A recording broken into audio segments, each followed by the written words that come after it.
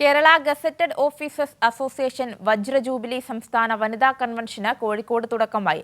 2 ദിവസങ്ങളായി നടക്കുന്ന convention CITU അഖിലേന്ത്യാ പ്രസിഡന്റ് ഡോക്ടർ കെ ഹേമലത ഉദ്ഘാടനം ചെയ്തു.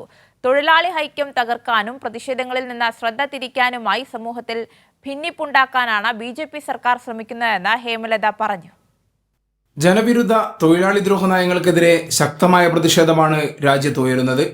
തൊഴിലാളി ഐക്യം തകർക്കാനും പ്രതിഷേധങ്ങളിൽ നിന്ന് ശ്രദ്ധ തിരിക്കാനുമായി മതത്തിൻ്റെയും ജാതിയുടെയും ഭാഷയുടെയും പേരിൽ കേന്ദ്ര സർക്കാരും BJPയും ഭിന്നിപ്പുണ്ടാക്കുകയാണെന്ന് CITU അഖിലേന്ത്യാ പ്രസിഡന്റ് ഡോക്ടർ കെ ഹേമലത പറഞ്ഞു. കോഴിക്കോട് നടക്കുന്ന KGOA സംസ്ഥാന വനിതാ കൺവെൻഷൻ ഉദ്ഘാടനം ചെയ്ത് സംസാരിക്കുകയായിരുന്നു Hemalatha. Hindu versus Muslims, Muslims versus Christians, tribals versus Christians, tribals versus Muslims.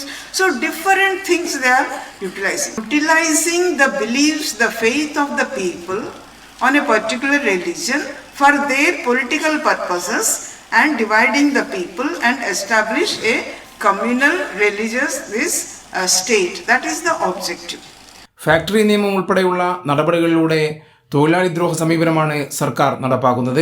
കേന്ദ്ര നയങ്ങൾക്കെതിരെ പോരാട്ടം ശക്തിപ്പെടുത്താൻ മുഴുവൻ തൊഴിലാളികളുടെയും ഐക്യം അനിവാര്യമാണെന്നും ഹേമലത പറഞ്ഞു.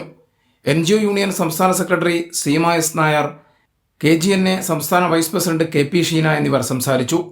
MA ബിന്ദു വനിതാ രേഖ അവതരിപ്പിച്ചു. ഇന്ന് നടക്കുന്ന സ്ത്രീ പദവി സ്ത്രീ സുരക്ഷാ സെമിനാർ CITU ദേശീയ വൈസ് പ്രസിഡന്റ് J. മേഴ്സിക്കുട്ടിയമ്മ ഉദ്ഘാടനം ചെയ്യും. കൈരളി ന്യൂസ്, കോഴിക്കോട്.